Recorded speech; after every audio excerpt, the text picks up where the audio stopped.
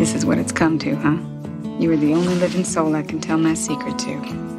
I painted every single one of them. Every big eye. Me.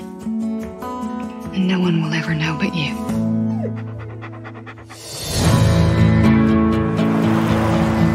You made it! You're at North Beach! Come on, let's have some espresso. What's that? Is that like reefer? You have a lot to learn. What's your name? Margaret. Wouldn't you rather flirt with those girls down there? No, I like you, Margaret. Wow, this is all happening mighty quick. I am a divorcee with a child. Altar's a blessing.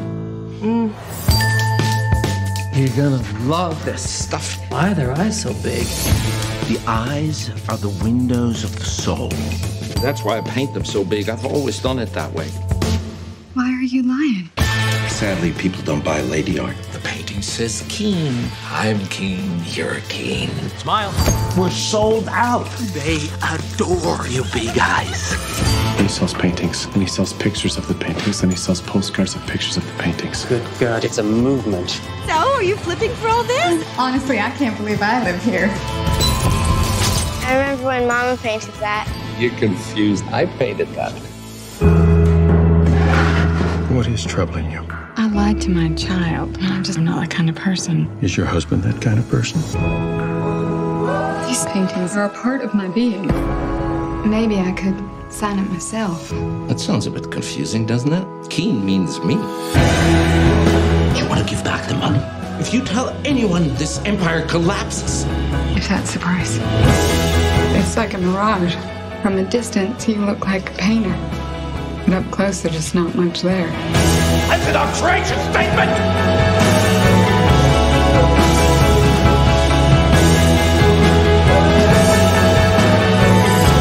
Mom! She's unhinged. You don't even know what the truth is! So, who is the artist?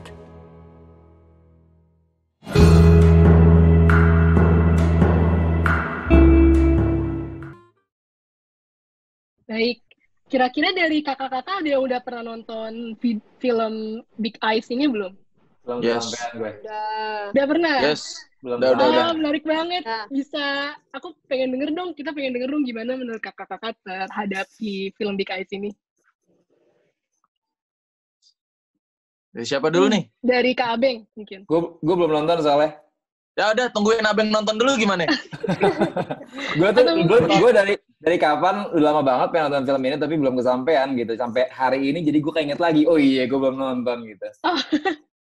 Kalau mungkin Kak Imelda tadi ya, kalau nggak salah yang pernah bilang udah pernah nonton ini Big Eyes. Iya udah pernah. Nyebelin sih. Asli. Gak apa-apa sih, ceritain aja. Gue anti baper kok. Iya, cuma mungkin bisa. Gue tetap bisa nonton kok. Itu kalau nggak salah ceritanya tentang istrinya bikin lukisan terus hasilnya dijual sama suaminya atas nama suaminya ya kalau nggak salah. Ya, betul banget. Ya. Kalau gue boleh berpendapat lain gak sih? Boleh kok Kak, silakan. Kalau gue malah di sini ngelihatnya kayak bukan semata-mata ngeselin sih, tapi semata-mata kayak karo visual artis tuh juga butuh yang namanya manajemen. Sebenarnya itu sih yang gue tangkap dari film ini gitu. Betul. Ya, itu situ poin yang bagus banget sih. Itu poin yang bagus kalau banget. yang bisa dipupuk yang emang secara nggak langsung emang ngeselin, cuman secara kalau misalnya dipikir-pikir yang diambil intisarinya sih itu sih sebenarnya di situ. Ya. Itu poin yang menarik dari Kak Muklai dan Kak Imelda. Ya, mungkin Kak Abing mau menambahkan? Mungkin kalau kaitannya sama Muklai tadi bilang perlu manajemen, yang juga nggak kalah penting adalah si siapapun senimannya atau yang membuat siapapun yang berkaryanya juga harus pede juga kali ya. Iya, benar. Ya. Kayak dia harus tahu gimana memposisikan dirinya, gimana tahu memarketingkan dirinya sendiri, gimana berkomunikasi dengan orang gitu. Jadi kayak nggak cuman ngendon dan bergoa di studio gitu kan. Iya. Nanti akhirnya komunikasi dicolong sama orang, terus mungkin ya orang lain take credit for it gitu. Ya. Betul. Betul banget dari jawaban kakak-kakak, dari Kak Abeng, Kak Imelda, Kak Muklai, makasih banget. Sebenarnya itu udah udah ada poin-poin yang sangat penting yang nanti akan kita bahas lebih lanjut. Pertama terkait manajemen, betul banget, terkait klaim hak cipta terhadap suatu karya, dan juga originalitas. Jadi kita bisa membuktikan, ini tuh sebenarnya karya gue, ini tuh gue yang ngelukis. Nah, kenapa kami mengambil film ini? Karena betul banget, ini merupakan film yang berkaitan banget sama topik kita, dan ada satu kutipan yang menurut kami itu menarik banget, yaitu, so who's the artist? Jadi siapa sih pelukisnya? Karena kan dari film ini secara singkat ada dua pasangan suami istri yang memang mereka berdua itu sama-sama pelukis, tapi secara historis lukisan Big Eyes ini yang melukis itu pertama kali adalah sang istri. Namun sang istri tidak bisa memanajemen bagaimana sih lukisan ini bisa populer. Akhirnya dia menikahi si Walter Kane, dan Walter Kane ini yang merupakan suaminya. Dan si suami ini dia punya skill, social skill yang bagus, yang dimana dia bisa mempopulerkan lukisan Big Eyes ini, dan ternyata lukisan Big Eyes ini menjadi fenomenal. Nah, pada akhirnya di situ ada sengketa klaim terhadap lukisan ini. Kalau misalnya Margaret Kane ini bilang kalau ini tuh sebenarnya gue yang melukis, tapi yang mempopulerkan ya Walter Kane, tapi sebenarnya hak ciptanya ada di gue. Sedangkan kalau Walter Kane berpendapat bahwa no, this is my painting, ini lukisan gue karena gue mempopulerkan. Regardless siapa yang melukis, gue yang mempopulerkan. Nah, di sini makanya nih kakak-kakak penting banget untuk mengetahui hak cipta ini dapat melindungi siapa aja sih, dan apa aja sih yang hak apa aja sih yang sebenarnya kita dapatkan terhadap suatu karya.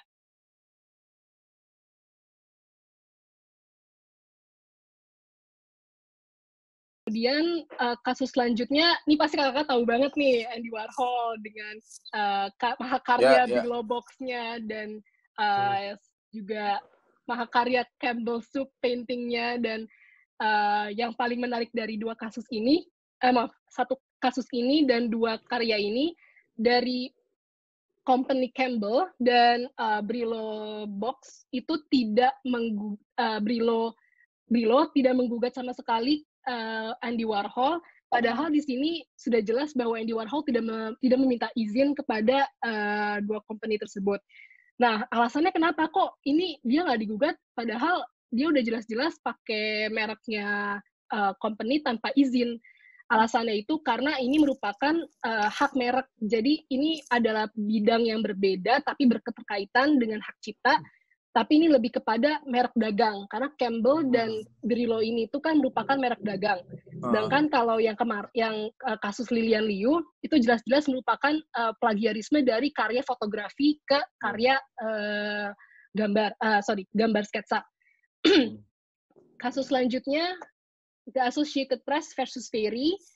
Lagi-lagi dari foto ke lukisan.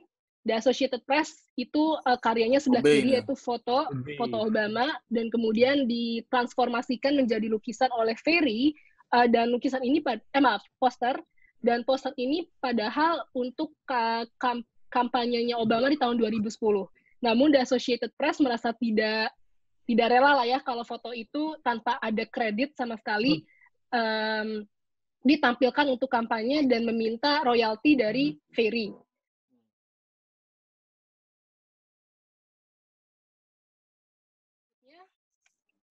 Nah, ini pasti sering banget nih kakak-kakak denger nih kata-kata yang terlontarkan dari misalnya kalau misalnya kakak nge-gap seorang, dia menjiplak atau memplagiarisme karya kakak. Ini sebenarnya sebuah pernyataan-pernyataan yang tidak dibenarkan lah, karena kita ada hak cipta, jadi kakak nggak usah khawatir, hak cipta akan melindungi karya-karya kakak. Dengan demikian, yuk lindungi karya seni Anda secara hukum dengan mengenal hak cipta. Nah, sebenarnya apa sih hak cipta? Ini ngomong panjang lebar, tapi sebenarnya hak cipta itu apa sih? Nah, hak cipta ini merupakan hak eksklusif bagi pencipta atau penerima hak untuk mengumumkan atau memperbanyak ciptaannya atau memberikan izin untuk ciptaannya tersebut. Untuk hak eksklusif ini ada tiga hal, ada hak moral sama hak ekonomi yang nanti akan dijelaskan di slide selanjutnya. Nah,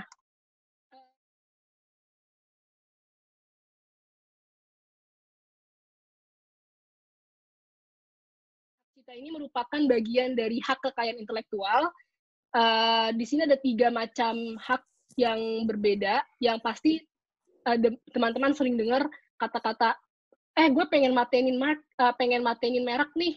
Nah, sebenarnya teman-teman, matenin merek ini istilah yang kurang tepat. Karena sebenarnya hak paten dan hak merek itu adalah 2 hal yang berbeda. Jadi hak cipta, hak paten, hak merek itu adalah 3 hal yang berbeda, namun memang saling berketerkaitan. Kalau hak cipta itu kan jelas khusus untuk karya-karya, misalnya lukisan, sketsa, fotografi, kemudian seni, musik, atau bahkan koreografi, itu hak cipta. Kalau hak paten itu lebih kepada sebuah teknologi, invensi. Jadi misalnya remote AC itu dilindungi oleh hak paten. Terus misalnya iPad, iPhone itu hak paten. Kalau hak merek itu lebih kepada merek dagang, logo, brand, betul. Jadi yang mana itu bisa berketerkaitan dengan hak cipta. Kalau misalnya kakak punya karya terus pengen dijadiin merek, berarti itu udah beda hal lagi, itu udah bukan hak cipta lagi, tapi itu hak merek. Jadi memang 3 hal ini perlu banget diingat kalau kata-kata mematenkan merek itu kurang tepat, melainkan lebih kepada mematenkan suatu invensi yang seorang punya. Kalau hak merek ya didaftarkannya ke institusi khusus untuk merek. Tapi masing-masing.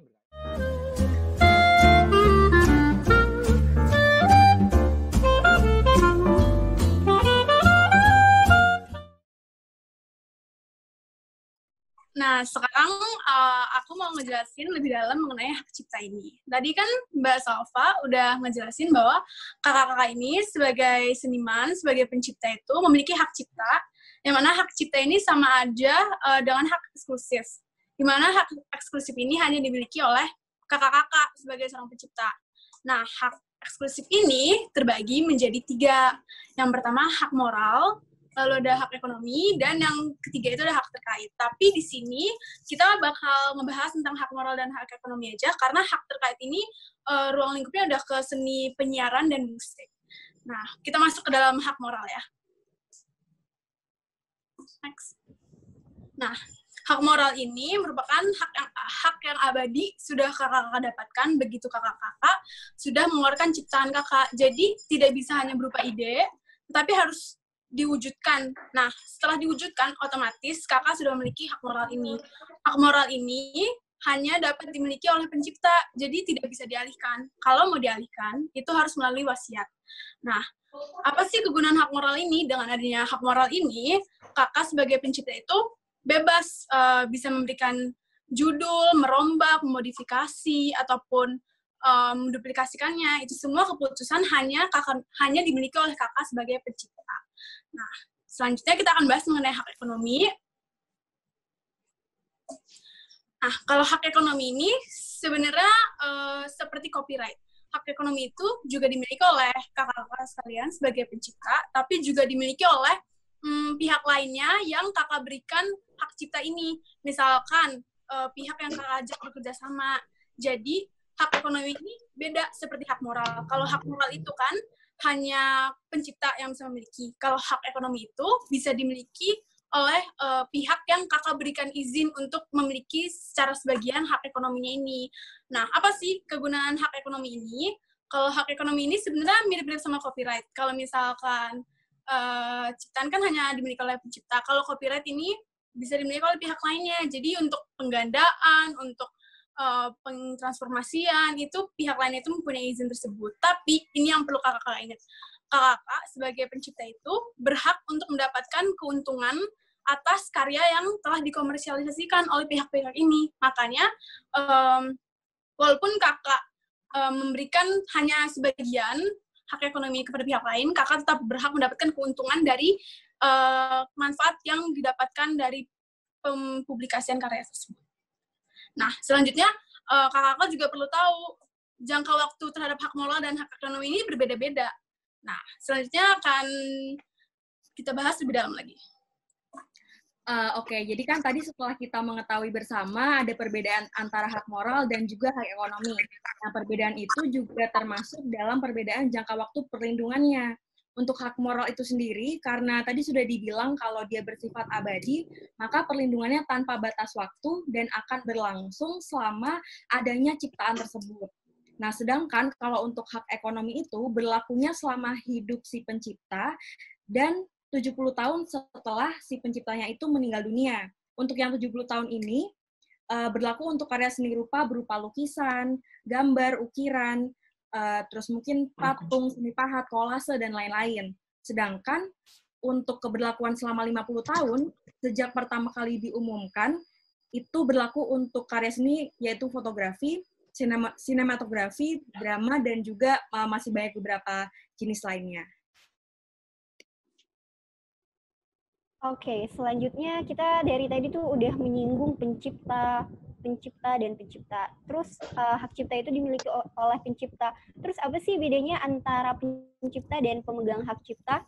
Nah, jadi kalau kita singgung pencipta ini kan tentu kakak-kakak sudah menciptakan suatu karya. Nah, jadi pencipta ini adalah seorang atau beberapa orang. Jadi maksudnya bisa satu orang atau lebih dari seorang yang secara sendiri-sendiri atau bersama-sama menghasilkan suatu ciptaan yang bersifat khas dan pribadi. Kemudian terus perbedaan antara pemegang hak cipta apa dengan dari si pencipta? Jadi dapat saya kategorikan si pemegang hak cipta ini tuh ada 3 kategori. Si pemegang hak cipta ini adalah bisa dari pencipta sebagai pemilik hak cipta. Jadi kakak-kakak pencipta bisa disebut sebagai pemegang hak cipta. Kemudian yang kedua, pihak yang menerima hak cipta dari sang pencipta. Jadi ketika kakak ini adalah seorang pencipta, bisa memberikan ke pihak lain secara sah untuk memegang hak cipta. Kemudian yang ketiga yaitu pihak lain yang menerima lebih lanjut dari pihak yang menerima hak tersebut. Jadi pihak yang menerima hak cipta kakak ini bisa memberikan secara sah kembali untuk memegang hak cipta yang telah diberikan. Dan ini sebenarnya sudah dijelaskan dan memang ada di dalam Undang-Undang Hak Cipta dan bisa dibaca lebih lanjut. Dan selanjutnya berkaitan dengan apa saja sih ciptaan-ciptaan yang memang dilindungi oleh hak cipta, karena dari tadi ada juga disampaikan bahwa kita kadang tuh nggak tahu apa sih jenis-jenis ciptaan yang dilindungi oleh hak cipta, dan ini sudah jelas ada di dalam undang-undang juga. Dan adapun seperti yang ada di slide ini, ciptaan yang dilindungi itu ada lagu atau musik, ada juga karya seni rupa dalam berbagai bentuk seperti lukisan, gambar, ukiran, kaligrafi, seni pahat, patung, dan mungkin bahkan sampai ke kolase juga itu merupakan ciptaan yang dilindungi. Jadi kakak-kakak seniman di sini bahwa memang ciptaan kakak itu sudah dilindungi oleh Undang-Undang Hak Cipta. Kemudian karya seni terapan juga masuk ke dalam ciptaan yang dilindungi. Karya fotografi, kakak juga di sini ada seorang fotografer. Jadi ternyata karya fotografi kakak dan potret kakak itu dilindungi oleh hak cipta. Dan ada juga karya sinematografi itu merupakan jenis ciptaan yang dilindungi oleh hak cipta. Dan selanjutnya berkaitan dengan hasil karya yang tidak dilindungi hak cipta.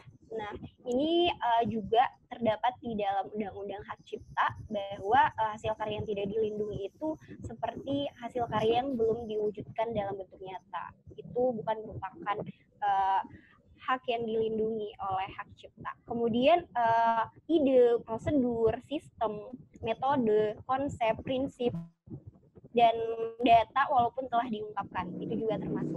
Jadi kemudian alat, benda, atau produk yang diciptakan juga yang hanya untuk menyelesaikan masalah teknis itu juga merupakan hasil karya yang tidak dilindungi oleh hak cipta. Dan kesemuanya itu sudah jelas terdapat di dalam Undang-Undang Hak Cipta dan ada di pasal 41. Mungkin kakak-kakak bisa melihat kembali di dalam Undang-Undang Hak Cipta yang telah dibagikan oleh rekan saya.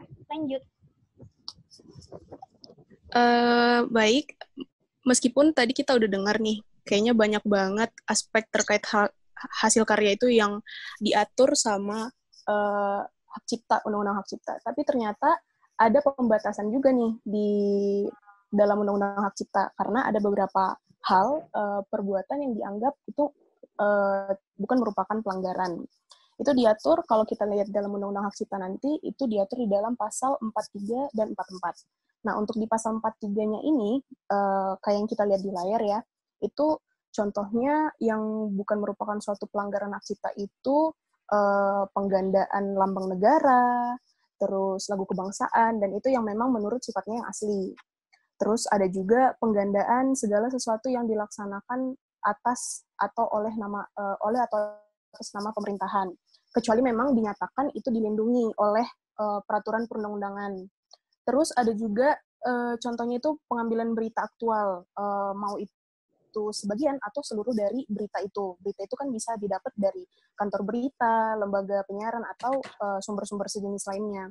Tapi memang ada catatan di sini bahwa dengan ketentuan bahwa pengambilan berita itu harus dicantumkan sumbernya itu dan juga disebutkan secara lengkap gitu. Ada juga nih pembuatan dan penyebarluasan konten hak cipta melalui media teknologi informasi dan komunikasi yang perlu kita garis bawahi adalah yang sifatnya itu tidak komersial atau untuk menguntungkan. Nah, atau memang penciptanya itu sendiri menyatakan itu nggak keberatan kok kalau memang mau disebarluasin gitu. Sama yang terakhir yang dibahas sama pasal 43 Undang-Undang Hak Cipta ini seperti penggandaan atau distribusi, bisa kita lihat ya, ada potret presiden, wakil presiden, pahlawan nasional atau pimpinan lembaga negara, dan perlu catatan lagi adalah penggandaan atau pengumuman dan distribusi itu tuh harus memperhatikan martabat dan kewajaran sesuai dengan ketentuan di peraturan perundang-undangan. Boleh next? Selain tadi dibahas di pasal 43, nah ada juga nih yang dibahas di pasal 44. Itu yang dianggap penggunaan, penggandaan atas suatu produk hak cipta itu, mau itu seluruh atau sebagian, itu nggak dianggap sebagai pelanggaran hak cipta, pastinya adalah jika sumbernya disebutkan atau dicantumkan secara lengkap. Dan itu juga terbatas nih sama keperluan-keperluan, misalnya yang pertama tuh pendidikan, penelitian, dan yang lain-lain yang sifatnya akademik. Juga ada catatannya, tidak merugikan kepentingan yang wajar dari pencipta atau pemegang hak cipta. Jadi tidak yang dilakukan itu tuh nggak ngerugiin si penciptanya. Terus yang kedua, untuk keamanan dan penyelenggaraan pemerintah itu juga tidak termasuk pelanggaran. Terus untuk ceramah yang tujuannya itu untuk pendidikan dan ilmu pengetahuan itu juga nggak termasuk pelanggaran. Dan yang terakhir ini ada pertunjukan dan pementasan yang tidak dipungut bayaran. Nah, itu juga bukan termasuk dari pelanggaran, tapi ada juga nih catatannya dengan ketentuan tidak merugikan kepentingan dari si pencipta. Lagi-lagi yang perlu diperhatikan adalah memang hak-hak dari si penciptanya itu dulu. Gitu sih kira-kira.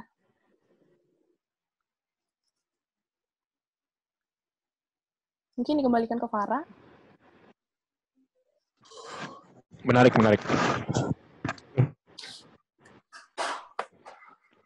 Oke, terima kasih. Itu tadi penyampaian materi berkenaan dengan hak cipta, dan memang itu sangat penting kakak-kakak sebagai seniman bahwa tidak terlepas dari perlindungan untuk karya-karya kakak, memang kita harus mengetahui bahwa ternyata hak-hak kita dilindungi dan sudah jelas ada di dalam Undang-Undang Hak Cipta itu sendiri. Bahkan kita juga harus tahu sebenarnya pembajakan, plagiarisme, dan lain sebagainya itu tuh berbeda.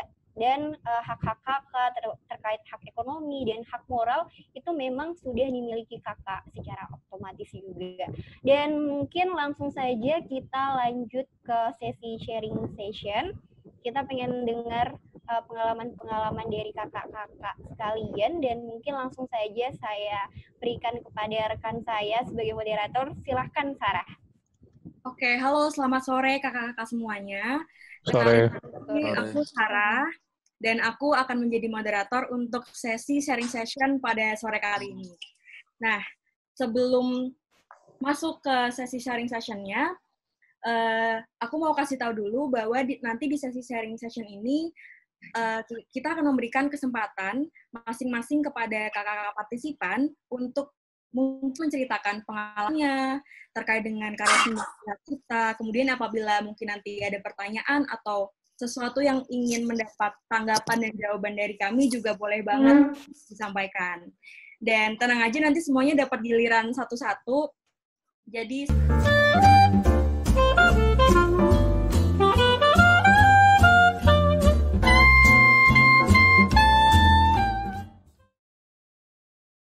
mungkin aku mau nanya duluan kali ya. Oke, boleh Kak Noval, silahkan. Sebenarnya gini, tadi yang dipresentasikan cukup menarik, informasi-informasi yang sebenarnya kita sangat butuhkan as seniman, karena kan benar-benar bisa dibilang sangat menyerempet ya. Bisa dibilang kalau di art world itu, apalagi contemporary art itu, zaman sekarang itu tidak ada batasan, di mana tidak ada boundaries, di mana kita bisa terinspirasi atau terinfluence in any aspects gitu loh. Terus ada makanya ini yang bisa dibilang teman-teman seniman, terutama teman-teman seniman yang mungkin baru mulai, itu sering mempertanyakan saya harus gimana gitu loh. Terkadang kan sebenarnya pertanyaan itu kayak apa sih yang membedakan karya yang terinspirasi dari seorang seniman atau karya diduplikasi dari seorang seniman. Nah, terus tuh bagaimana cara mematenkan karakteristik? Karena menariknya adalah seniman itu kan bisa dibilang yang membuat seorang seniman itu bisa dibilang highlighted itu kan sebuah karakter ya dari seorang seniman tersebut. Nah, terkadang karakter itu kayak misalnya aku ngelihat karya Abeng gitu, oh ini Abeng, karyanya Abeng nih, without Abeng ngomong itu karyanya Abeng gitu loh, atau nggak Buklay. Nah, bagaimana itu bisa dibilang mendefinisikan antara karya yang menduplikasi atau karya yang terinspirasi, dan cara mengkarakteristiknya itu gimana, atau trademarknya dari karya seorang seniman gitu.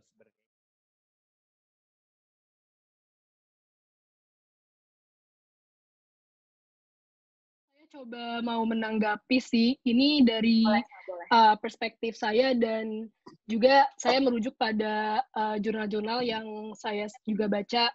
Jadi sebenarnya inspirasi ini hanya terbatas pada ide, yang dimana ide tersebut tuh memotivasi seseorang untuk mengembangkan suatu ciptaan yang ia lihat, dengar, dan atau rasakan, supaya menjadi suatu ciptaan baru yang orisinil. Nah, ini kata kunci yang perlu diingat oleh teman-teman, originalitas suatu karya itu merupakan suatu bukti bahwa memang karya ini merupakan karya yang saya ciptakan. Nah, suatu ciptaan lahir berdasarkan inspirasi. Meskipun dalam Undang-Undang Hak Cipta tuh inspirasi tuh nggak didefinisikan, namun inspirasi tersebut itu bisa muncul dari ciptaan yang sebelumnya ada. Dan memang ini juga menarik dan memunculkan pertanyaan, jadi bedanya inspirasi dan plagiarisme itu apa? Karena kan bisa saja orang mengatakan bahwa saya terinspirasi dengan karya lain, jadi ya ini saya nggak plagiarisme dong, karena saya terinspirasi.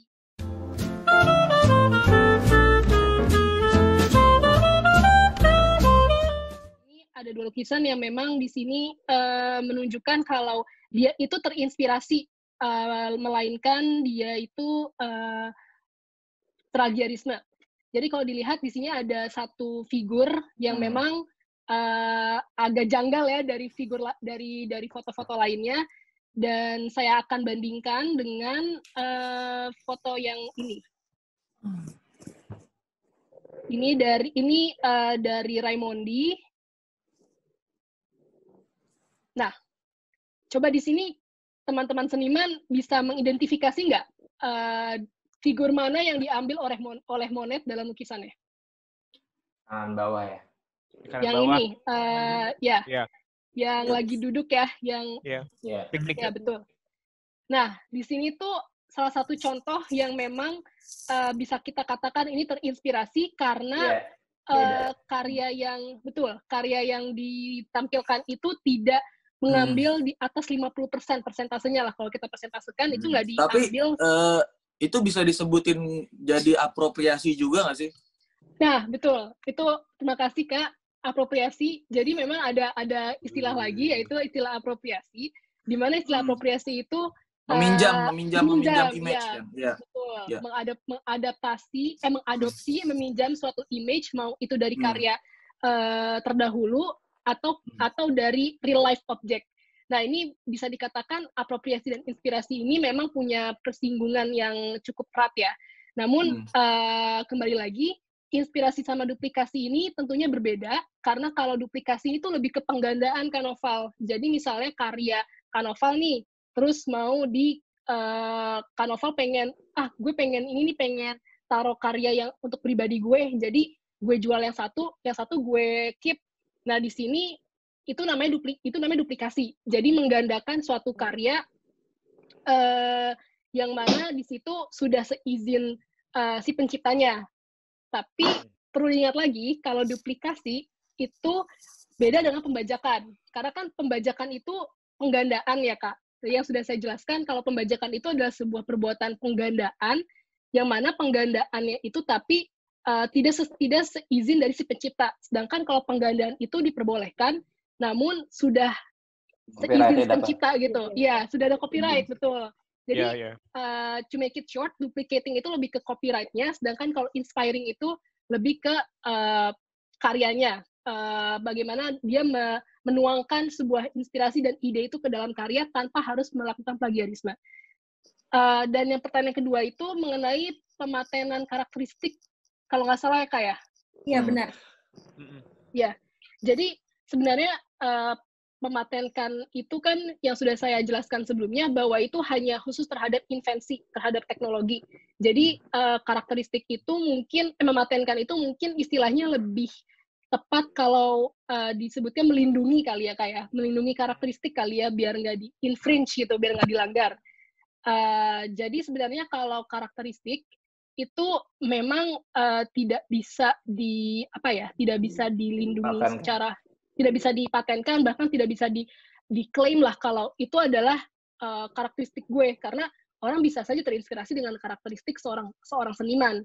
Jadi memang agak sulit untuk mengatakan bahwa sebuah karakteristik itu dapat dilindungi secara hukum sehingga bisa menggugat tanpa harus membuktikan dan hanya dengan bilang kalau itu karakteristik saya. Nah, jadi saya sih menyarankan bahwa kalau misalnya kakak jadi kalau menurut saya, dengan suatu ciptaan itu sudah kakak publikasikan, dan kakak sudah menonjolkan karakteristik tersendiri. Misalnya kayak karyanya Monet, itu warna-warnanya itu kan jelas, oh itu karyanya Monet, itu karyanya Raimondi, itu karyanya Jean Basquiat. Jadi itu tuh sudah bisa secara tidak secara hukum dan tidak secara eksplisit orang-orang akan menganggap kalau itu adalah karakteristik seseorang. Jadi saat kalau misalnya ada plagiarisme dari suatu karakteristik, kakak bisa mendalilkan bahwa lihat loh, ini lukisan gue 1, 2, 3, bandingkan dengan lukisan Anda, ini terlihat nih karakteristik yang Anda buat ini mengikuti karakteristik saya. Tapi again, originalitas. Jadi sebuah originalitas itu adalah yang penting, karya baru, karya yang memang original, tapi ada unsur-unsur dari karya terdahulu, itu tetap dapat dikatakan sebagai karya yang original. Jadi memang di situ perlu bermain sih, Kak. Berarti bisa dibilang lebih cepat, siapa yang lebih cepat bisa bilang memfamiliarkan karakteristiknya, Dok? Come first, ya. Ya, come first, ya kan? Ya. Oke. Ya.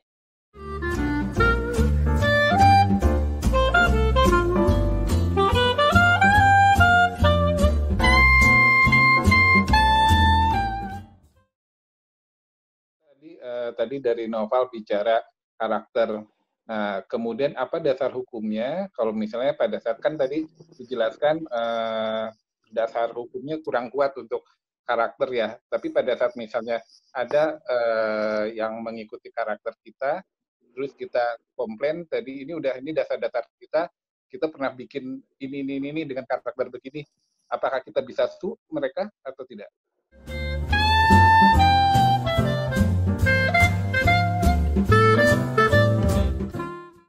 Hikmat dan Kak Noval. Nah, ketika terjadi pelanggaran hak cipta itu tuh bisa disu nggak sih? Nah, sebenarnya untuk upayanya itu ada dua. Ada upaya preventif sama upaya ketika udah ada pelanggaran. Cuma mungkin dari Kak Hikmatnya itu pengen lebih ke jalur hukumnya gitu ya. Nah, kalau untuk ketika sudah ada sengketa atau sudah ada masalahnya itu, nah itu dapat di Undang-Undang Hak Cipta juga diatur tuh tentang itu. Yang pertama itu ketika seorang pencipta atau pihak yang mengalami kerugian hak ekonomi itu berhak atas ganti rugi. Jadi berhak untuk penuntutan atas ganti rugi, dan itu bisa diajukan ke pengadilan niaga. Nah, ganti rugi ini maksudnya ganti rugi apa ya? Ganti ruginya ini maksudnya adalah kayak penciptanya tadi itu minta untuk serahin seluruh atau sebagian penghasilan yang diperoleh dari kegiatan yang melanggar hak cipta kakak tadi, gitu. Nah, jadi kan ini lagi proses peradilan nih. Itu kan bisa diputus ketika ada hakimnya udah memutus, baru bisa jalan nih. Apa yang kita minta baru bisa jalan di akhir. Tapi untuk melindungi kakak-kakak sebagai pencipta atau pemegang hak cipta itu di saat proses peradilan masih berjalan, nggak perlu sampai nunggu sampai putusan akhir hakim dulu, itu setiap pencipta berhak untuk bisa memohon untuk minta penyitaan atau menghentikan setiap kegiatan pelanggaran hak cipta yang tadi lagi dituntut. Itu bisa dimintakan ke pengadilan niaganya untuk ngelakuin penyitaan dan penghentian kegiatannya, gitu. Nah, itu tadi itu kalau di istilah hukum namanya putusan sela atau putusan provisi, gitu.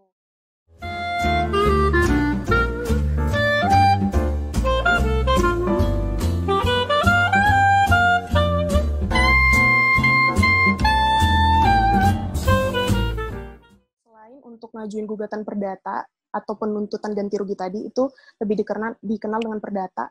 Nah, itu nggak ngurangin juga hak dari kakak-kakak sekalian sebagai pencipta itu untuk menuntut secara pidana. Jadi bisa gugatan perdata dan pidana juga. Nah, kalau misalnya dalam kasus itu ada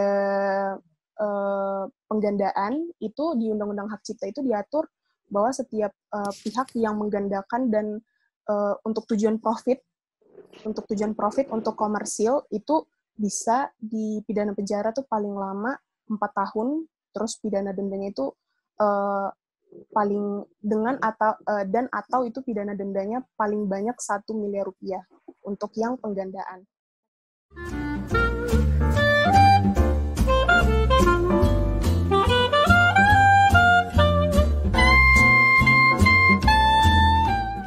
Gue lebih mau nanya lebih ke industri buat komersil, ke arah komersil.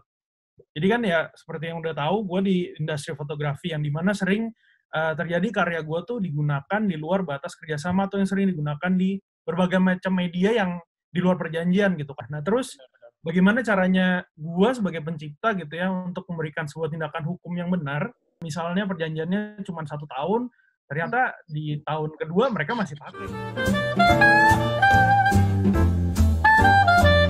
Ini langkah kakak untuk membuat perjanjian sebelum melakukan kerjasama itu udah tepat banget.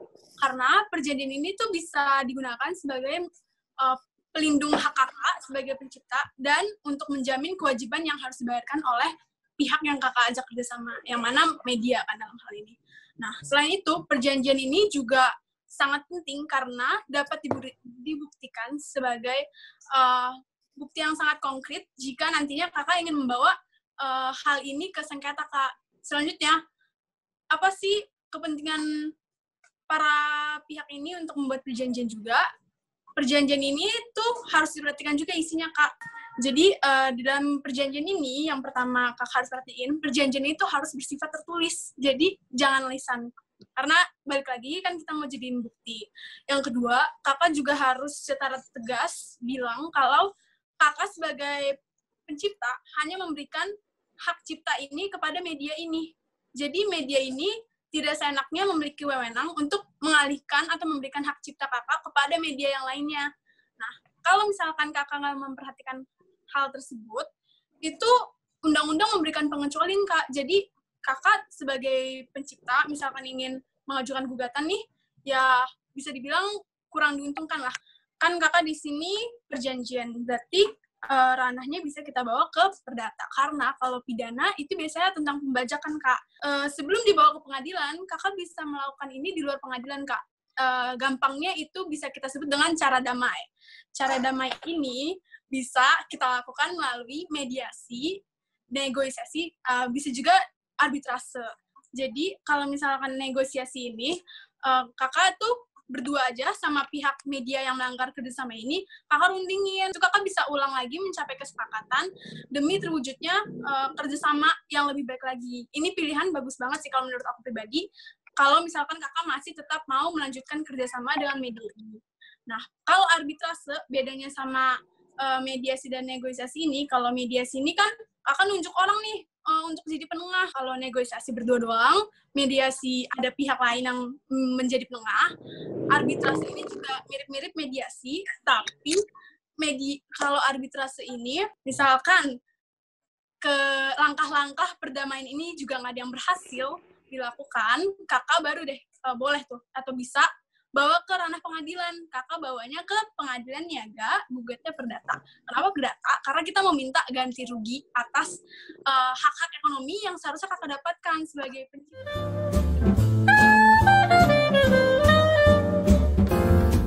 Buat fotografi sendiri juga perlindungannya tuh sekuat apa sih? Kalau fotografi kan abu-abu banget gitu.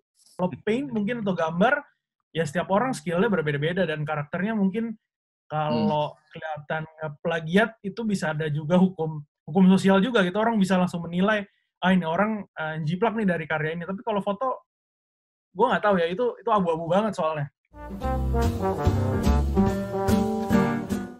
Mengenai fotografi, gimana sih kalau misalkan fotografi ini kan kayak abu-abu, kalau misalkan lukisan kan kayak udah ada jelasin. Tenang aja Kak, karena fotografi ini juga secara spesifik dilindungi oleh UU Hak Cipta. Ini ada di pasal 40 ayat 1 huruf K UU Hak Cipta, dibilang karya fotografi meliputi semua foto yang dihasilkan dengan menggunakan kamera itu dilindungi oleh UU Hak Cipta. Kakak sebagai pencipta foto ini memiliki hak moral dan hak ekonomi kan, tapi di fotografi ini secara detail juga diatur hak ekonominya. Ini perlu banget diperhatikan. Kalau misalkan hak ekonomi atas potret itu, yang pertama media untuk melakukan komersialisasi ini, dia pertama harus meminta izin kepada orang yang ada dalam potret ini, kecuali diperjanjikan hal yang lain. Hak ekonomi ini juga tentunya baru bisa didapatkan oleh media kalau kakak memberikan izin secara lisensi ya kak, tertulis di jangan lisan, secara lisensi kepada pihak media ini. Dan ini aku tekankan lagi karena kakak kan di sini kasusnya dipakai dengan media di luar batas kerjasama. Kakak harus benar-benar memperhatikan bahwa di dalam perjanjian kakak benar-benar hanya memberikan hak cipta tersebut kepada media ini. Jadi media tersebut nggak sembarangan melakukan pengalihan hak cipta yang telah didapatkan dari kakak kepada media lainnya.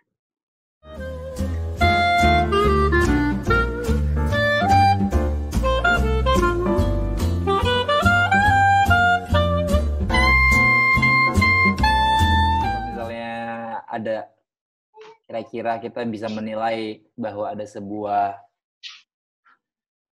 nggak tahu ya, level tertentu plagiarisme, apa yang harus kita lakukan gitu pada saat itu terjadi. Karena kadang-kadang kita mau ngeklaim juga atau mau mengkonfrontasi juga bingung kan, ini masuk kategori pelanggaran yang mana ya gitu kan. Jadi kayak ada barometer apa yang kira-kira, mungkin barometer sederhana lah buat kita yang awam gitu, yang mungkin bisa kita dengan praktis atau dengan relatif mudah kita tempuh untuk bisa menilai, oke, ini dia melakukan hal ini yang bisa kita lakukan.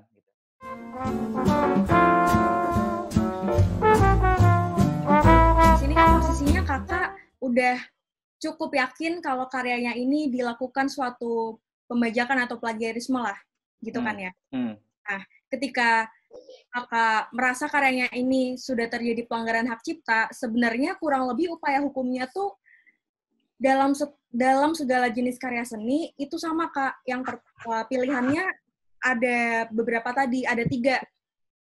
Yang satu, penyelesaian sengketanya di luar pengadilan. Caranya gimana sih? Pertama kakak somasi dulu. ke orang yang kakak rasa dia melanggar. Peringatan. Peringatan dulu. Lu melanggar punya gue nih. Lu mau kalau misalnya dia tidak menanggapi somasi dari kakak, baru kakak mungkin bisa lanjutin. Kalau yang dibutuhkan adalah ganti rugi, bisa digugat secara perdata. Nah, mungkin kalau kakak merasa, aduh ribet deh kalau masuknya ke pengadilan. Nah, sebelum masuk ke tahap pengadilan, sebenarnya ada pilihan-pilihan penyelesaian sengketa berupa mediasi, terus juga negosiasi, dan juga arbitrase. Mungkin yang paling mudah tadi sempat disinggung sama Ripka berupa mediasi. Mediasi itu ya pihaknya tadi yang udah kakak somasi harus mau datang di kakak diskusi sama pihak ini. Nah, kalau pihak ini tetap nggak mau, merasa, enggak kok, gue nggak melakukan pelanggaran hak cipta, dan gue nggak mau ganti rugi. Kakak bisa lanjut ke tahap berikutnya, setelah mediasi, bisa melakukan gugatan perdatanya. Gitu, Kak. Jadi, makanya tadi juga Ripka sempat singgung, yang lebih mudah memang secara kekeluargaan. Sebenarnya istilahnya bukan kekeluargaan sih, tapi penyelesaiannya di luar pengadilan. Karena mungkin kan diplomasi lah ya. Enak ya ke depannya. Tapi memang dengan syarat si pihak yang kakak somasi ini harus punya itikat baik juga untuk menyelesaikan masalahnya. Kalau nggak punya itikat baik ya terpaksa kalau memang kakak merasa kerugiannya itu sangat besar, ya dilakukanlah gugatan perdata.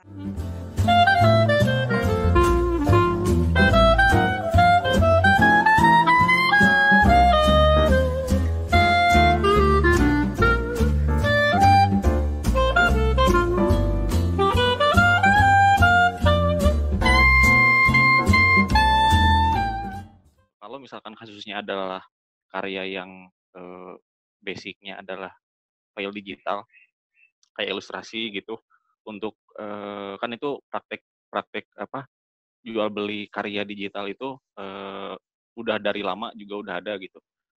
Terus konsumennya kebanyakan juga dari luar negeri.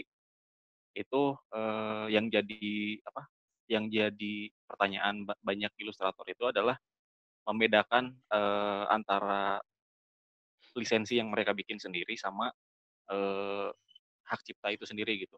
Itu terkait dengan kasus saya yang karya digital saya yang pernah diupload ke sosial media itu diproduksi massal oleh entah siapa yang membuat itu jadi karya massal. Jadi saya temukan itu udah disablon gitu, udah disablon oleh tim produksi yang di Instagramnya ada gitu. Nah, itu beberapa kali kejadian, dan ketika saya tanyakan kepada pihak yang mengupload karya yang sudah disablon itu, mereka bilangnya bahwa saya cuman vendor kaos, saya nggak tahu menau desain itu dibuat sama siapa dan sebagainya gitu. Nah, upaya apa yang bisa dilakukan secara konkretnya untuk melindungi karya-karya yang semacam itu gitu. Nah, tadi itu sebenarnya udah dibahas tentang upaya ketika udah ada sengketanya. Nah, tapi sebenarnya ada upaya lain juga selain dari ketika udah ada sengketa yang tadi belum sempat kita bahas, itu ada upaya preventifnya. Nah, preventifnya itu tadi hak cipta itu karena sifatnya otomatis, maka sebenarnya itu nggak memerlukan pendaftaran sebenarnya. Nah, tapi memang kita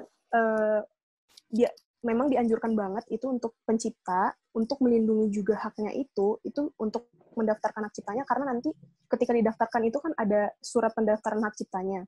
Nah, itu jadi alat bukti awal dan kuat banget di pengadilan niaga nanti untuk ketika kita mengajukan tuntutan gitu. Jadi pegangan kita kuat. Nah, terus selain dari kita daftarin tentang pendaftaran tadi, ada juga tentang lisensi. Nah, lisensi ini mungkin tadi udah disinggung sedikit. Lisensi ini tuh para pemegang hak cipta itu, pencipta lah ya kita bilang, itu harus tahu kalau mereka itu berhak untuk ngasih lisensi ke pihak lain. Pihak lain ini maksudnya siapa sih? Nah, contohnya galeri, atau pokoknya setiap pihak yang memang mau ada hubungan kerjasama dengan kita, dan tujuan hubungan kerjasamanya itu adalah memang untuk memanfaatkan hak ekonomi dari karya kakak gitu. Jadi memang tujuannya untuk profit setiap pihak gitu. Nah, Dan lisensi itu harus diingetin lagi, itu harus memang berdasarkan perjanjian tertulis gitu. Jadi kalau suatu bukti itu memang nyata, ada real, itu bisa kuat banget nanti di pengadilan. Nah, ketika udah ada nih lisensinya ini, itu maka setiap pihak yang terkait sama lisensi tadi itu wajib banget untuk ngasih royalti ke penciptanya. Cuma kalau untuk penyelesaian sengketanya tadi, upaya ketika udah ada masalahnya, itu kurang lebih tadi memang satu-satunya cara yang bisa kita lakukan, yang pertama itu tadi melalui penyelesaian sengketa di luar pengadilan, itu yang mediasi, negosiasi, arbitrase, itu tadi udah cukup dijelasin ya. Nah, jadi kalau misalnya kayak kasusnya Kak Ajay tadi, memang kebanyakan sih lebih kalau dari yang saya dengar-dengar dari pengalaman seniman-seniman juga tuh sebenarnya lebih pengennya nih tuntutan perdata aja deh, karena kita pentingnya kan ganti ruginya gitu. Cuma walaupun nggak mengurangi hak untuk menuntut secara pidana. Nah, itu bisa banget untuk sebenarnya upaya yang bisa dilakukan ketika udah dilanggar adalah itu gitu. Jadi ketika memang tadi, apalagi ketika udah didaftarin pertama kali, udah ada surat keterangan hak ciptanya ini, nah itu bisa jadi bukti dan kuat gitu. Jadi di dalam undang-undang hak cipta itu sendiri juga sebenarnya kan karena memang nggak diwajibkan untuk mendaftarkan, tapi pokoknya sejak si pencipta ini sudah menciptakan idenya dan memang ada pertinggalnya, misalnya nih kalau dari secara digital ya tadi ilustrasi digital gitu, kan ada pertinggal waktunya gitu, karyanya itu di digital itu kan kelihatan, bahkan tempat apa sih namanya, kayak lokasi di mana pembuatannya itu juga kelihatan. Nah, itu bisa dijadikan alat bukti juga. Makanya memang undang-undang hak cipta ini nggak mengharuskan, tapi lebih ke menganjurkan, karena memang ada ketika memang belum didaftarin nih, nah kita bisa buktiin juga gitu. Makanya tadi menang kalahnya itu tuh kuat-kuatan kita masalah ngebuktiin sih, Kak.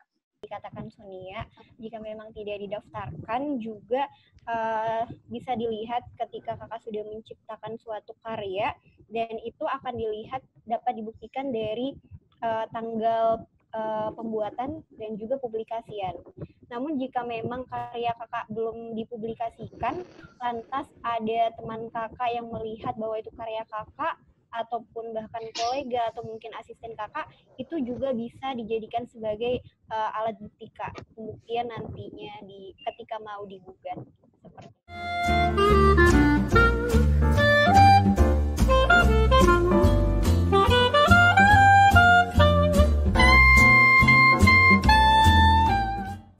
Gue paling mau meng-encourage kali ya. Boleh, silakan. Meng-encourage atau mungkin mengajak untuk teman-teman pencipta, apapun ciptaannya, untuk kayak tidak membiasakan menggunakan apa namanya, istilah beli putus kali ya.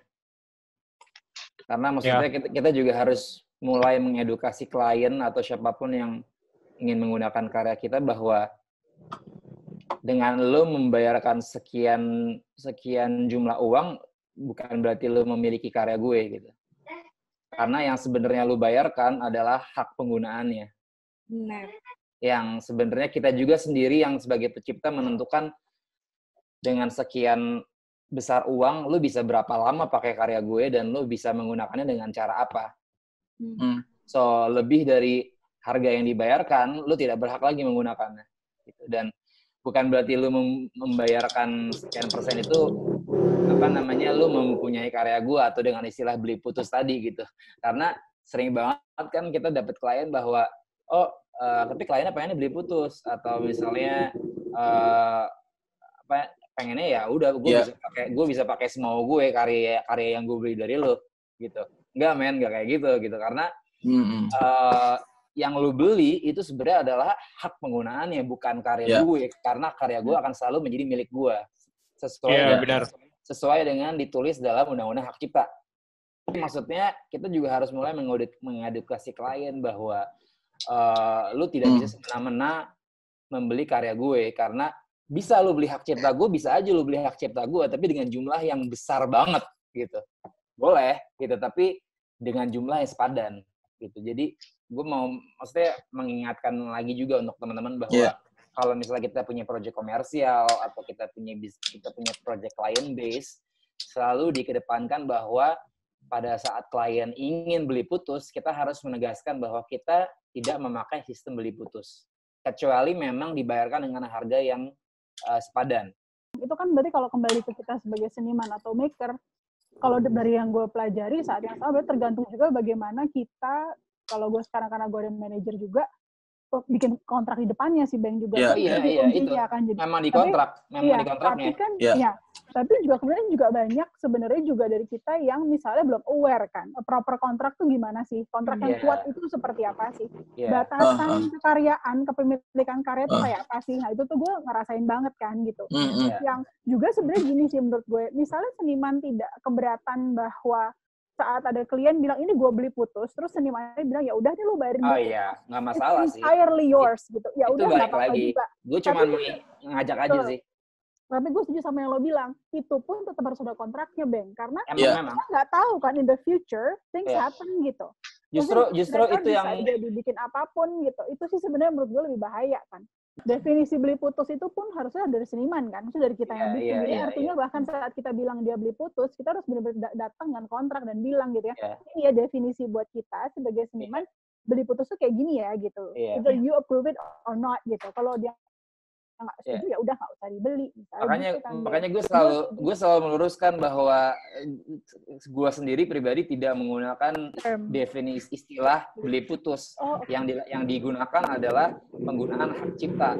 Yang dibayarkan adalah pembayaran hak ciptanya, pembayaran hak penggunaan ciptanya, bukan beli putus. Jadi tolong diubah kata-katanya, jangan pakai beli putus. Gue selalu tekankan itu. Bahkan untuk karya original juga.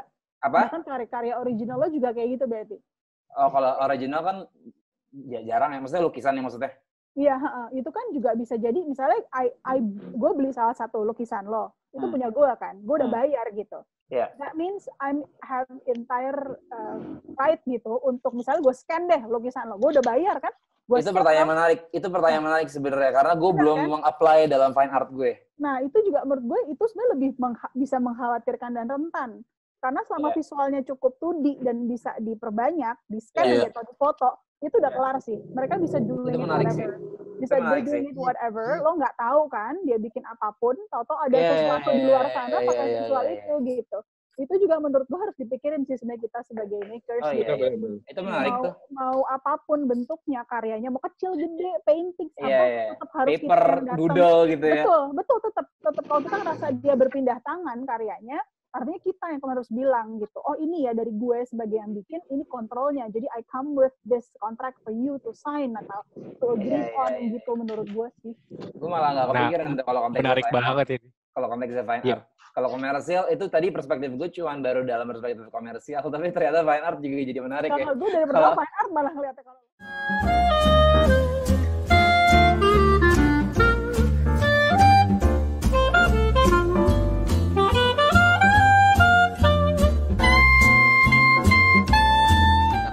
karena sekarang gue juga sering aktif berkolaborasi dengan beberapa brand gitu, dan gue ditawarin untuk menghakikan karya gue. Nah terus gue bilang, gimana sih caranya seni rupa, maksud gue desain seni rupa, lo bisa patenkan gitu. Bahkan kalau menurut gue juga pun terinspirasi dengan Walt Disney atau Cartoon Network gitu kan. Menurut gue kalau misalnya Walt Disney atau Cartoon Network mau nge-show karya gue sebenarnya bisa gitu. Kalau misalnya di apa namanya, di garis bawahkan karakter gitu ya, karena kan kartun ini sangat tricky gitu. Pop art tuh sangat tricky, bahkan Andy Warhol pun meminjam beberapa brand gitu. Dan menurut gue juga sering menghadirkan beberapa brand yang menurut gue pakai sehari-hari untuk ke dalam karya gue, misalnya contoh Nike atau gimana gitu. Tapi emang itu faedah dari pop art menurut gue adalah seni yang sekarang lagi maksudnya bisa meminjam sesuatu yang sedang pop simbol dan happening gitu. Dan menurut kalian gimana ya? Gue juga kadang gue pas ditanya lu pengen nggak karya lu dihaki, gue bingung. Gue pun nggak punya karakter, kecuali kalau gue seperti Archive atau Darbots yang punya karakter satu tok gitu, dan dia mungkin bisa hakiin secara bener gitu. Maksudnya ini gue udah punya karakter gue nih Darbots gitu, gue dengan gambar cumi gue atau gimana, atau Archive pun seperti itu. Dan gue juga bingung nih, gimana caranya ya supaya misalnya gitu ya, kalau gue berpikir selama ada yang ibaratnya menggunakan karya gue untuk untuk disablon ulang, atau ada yang menggandakan gitu. Ada beberapa brand kolaborasi gue, ada yang emang dipalsuin lagi. Contoh which is ada sendal, tiba-tiba di Tokopedia kalau lu klik itu ada yang palsunya, anjing. Gue kadang-kadang juga bingung ya. Iya, gue sering lihat, coy. Terus gue dalam arti gue sekarang masih kayak gini sih, bukannya gue mau ambil tindakan atau gimana ya, cuman gue berpikir salah nggak sih gue mengambil tindakan? Oh iya, gue berkarya di sosial media, resiko gue adalah di copy.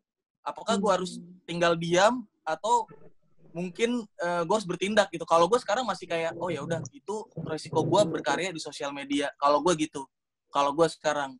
Nah mungkin ada yang pengen advice atau gimana, karena menurut gue pop art ini sangat tricky banget gitu. Bahkan ada beberapa seniman di luar gitu, seniman street art di luar, and then dia bener-bener mengcopy kayak Homer Simpson atau Walt Disney. Terus juga seperti Mickey Mouse atau segala macam. Menurut gue itu sih yang gue bingungin sekarang gitu. Maksud gue, ya gue sekarang masih berposisi bahwa gue berkarya di sosial media, itulah yang bakal gue dapet gitu. Bahwa gambar gue tuh bakal segimanapun bakal gampang banget di copy gitu. Iya. Kayak gitu. Kalau gue sekarang gitu, preventifnya ya adalah gue legowo aja gitu, bahwa gue mungkin memberikan rezeki pada orang lain gitu. Nah, juga salah satu yang menurut gue pernah ngobrol sama Moki, ada seniman sablon di Jogja. Jadi karya dia adalah silk screen, which is silk screen itu adalah seni grafis, seni yang bisa dicetak berdasarkan edisi. Jadi which is gue punya lukisan, dia bisa buat secara silk screen itu, dan dia buat project yang menurut gue sangat menarik. Dia membuat project lukisan-lukisan yang paling mahal di auction, dia silk screen, dia sablon. Dan dia masih menang waktu itu karena dia punya pedoman bahwa kalau misalnya plagiat itu adalah 80% lu mengcopy dari satu lukisan itu. Bahkan itu ukurannya pun beda. Dia buat jadi lukisannya, contoh dia juga mensablon waktu itu karyanya Eko Nugroho. Gue seinget gue itu Eko Nugroho, terus ada Nyoman Masriadi juga. Dia copy secara sablon, dan dia waktu itu bisa mengeluarkan argumen bahwa gue nih nggak ngopi, bahkan gue belum 80% ngopi lukisan lo loh gitu, ini cuma 20% gitu. Bahkan tekniknya, warnanya pun beda. Itu menurut gue sangat menarik nih, dan sangat tricky sebenarnya visual art itu menurut gue. Makanya gue mohon sih kayak ibaratnya ada suatu benang merah bagi kita semua nih untuk memahami itu semua gitu, kayak gitu sih. Karena itu menurut gue salah satu contoh yang menarik banget gitu.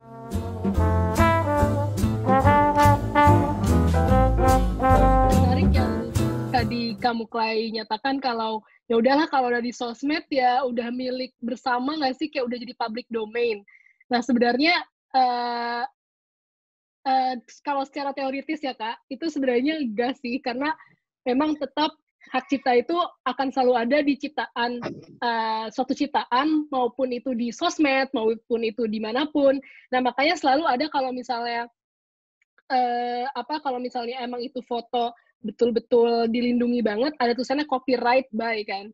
Nah, sebenarnya copyright by itu bisa dibilang kayak bentukan lisensi sih, bentukan lisensi dari suatu karya tersebut, dimana kalau memang karya ini adalah milik gue yang menciptakan karya tersebut, jadi ya ini signature-nya gue dari karya tersebut. Nah, jadi memang sebenarnya kalau misalnya secara teoritis itu tetap kakak masih bisa melakukan upaya untuk mengklaim kalau memang itu adalah produk-produk atau karya-karya kakak. Tapi memang secara praktik dan secara teori itu kadang suka berbeda, apalagi kalau misalnya yang tadi udah dibilang kalau ribet banget kan, gue harus bayar sekian ratus juta untuk ngedaftarin, dan kan gak semua bahkan orang juga. Harga karya gue pun gak sampai segitu gitu. Iya, betul itu saya paham banget.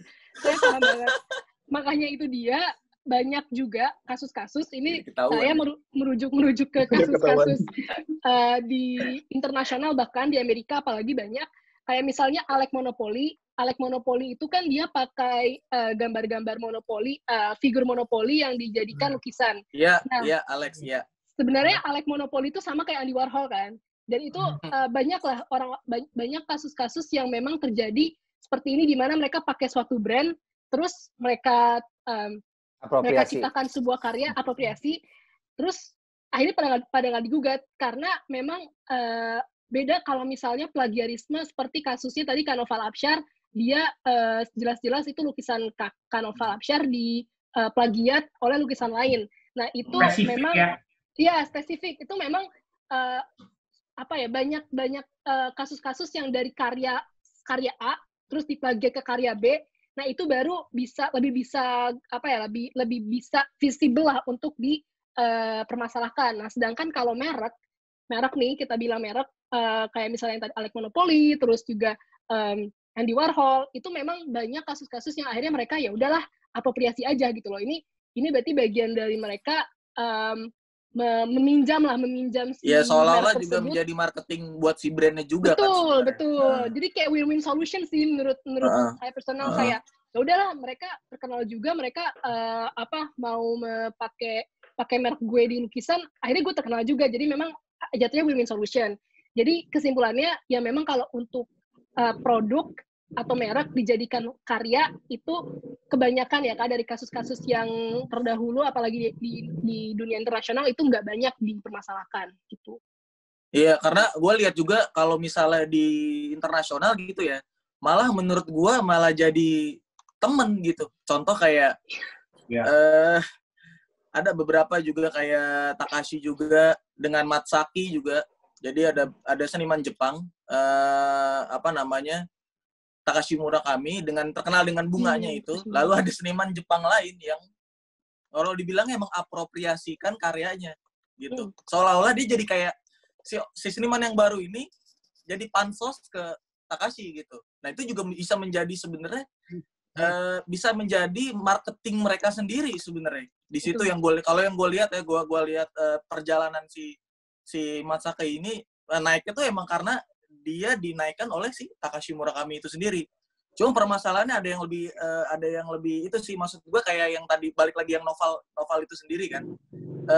Yang tadi gue bilang yang kasusnya si Moki ini membuat sablon karya-karya lukis yang paling mahal di auction, itu menurut gue bisa jadi salah satu yang menarik. Dan pertanyaannya adalah sebenarnya ada nggak sih prosentase kita ngeplagiat suatu karya gitu? Ada nggak sih prosentasenya gitu yang at least kayak 20%, 30%, berapa gitu? Karena itu sih yang menjadi pertanyaan sebenarnya gitu. Iya, ada aturan bakunya nggak? Kalau misalnya kayak aturan bakunya gitu, maksudnya yang secara tertulis. Karena kalau yang si teman gue bilang itu, yang orang Jogja itu, dia bilang 80%. Kalau nggak salah 80% kalau kita benar-benar sama, itu bisa dibilang tuh plagiat. Tapi kalau cuma 20%, which is kalau dari lukisan ke silk screen itu medianya pun udah beda dan tintanya pun udah beda yang digunakan gitu. Antara lukis dengan silk screen tinta beda, terus medianya juga beda. Dia digarap di kertas, sedangkan karya aslinya digarap di kanvas. Nah, ukurannya pun udah beda. Misalnya ukuran asli lukisannya 200 kali 200 meter. Sedangkan di sablon cuma 20 kali 20 cm misalnya gitu. Itu menurut gua udah sangat berbeda jauh ya gitu. Menurut gua ada nggak sih aturan yang benar-benar kayak persentasenya gitu? Karena ini benar-benar sangat tricky sih gitu. Ya? Di situ sih pakemnya gitu. Menurut gue gitu yang secara tertulis gitu. Kalau musik tuh ada berapa bar gitu. Kalau musik tuh selama berapa bar nggak lu ikutin, berapa bar tuh kayak berapa bar gitu. Misalnya 8 bar. Kalau lebih dari 8 bar tuh baru dianggap plagiat. Kalau kurang dari 8 bar enggak. Ya kayak lagunya Bruno Mars itu sama lagunya si Baby I'm Yours tuh. Iya. Gitu kan. Maksudnya kan dulu kan ada seperti itu kan gitu. Iya. Brickbot. Oke. Jadi untuk mungkin aku mau coba menanggapi. Kalau secara tertulis di peraturan perundang-undangan yang mana hitungannya adalah undang-undang hak cipta, itu nggak disebutkan Kak berapa persen. Wah, juga. Berapa persen tuh nggak disebutkan secara jelas. Termasuk di peraturan-peraturan turunannya seperti peraturan hukum itu juga nggak ada. Jadi memang lebih itu ke subjektivitas pembuktian si hakimnya nanti di pengadilan. Tapi kalau di undang-undang memang nggak ada aturan jelasnya dia berapa persen, nggak ada angka. Gitu. Berarti di sini permasalahannya berarti masalah perspektif orang yang melihat dong berarti ya? Iya. Kalau menurut saya pribadi sih gitu, iya lebih ke subjektif orangnya sih. Misalnya gue mengklaim ini karya gue, enggak kok gini, sebenarnya bisa aja kan kayak gitu kan? Sebenarnya enggak kok, misalnya gini bantahan orang pun juga masih bisa dibilang benar kan? Sebenarnya sih bisa-bisa aja Kak. Karena kan nanti kalau ketika sudah masuk ke sengketa, pasti para pihak ini kan ingin saling membuktikan masing-masing mana sih yang mana duitnya kenceng lah ya gitu ya.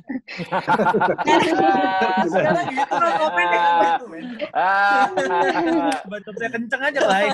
Aduh. Alasannya banyak lah. Astagfirullah. Kayaknya kalau itu di luar kapasitas aku untuk menjawab sih.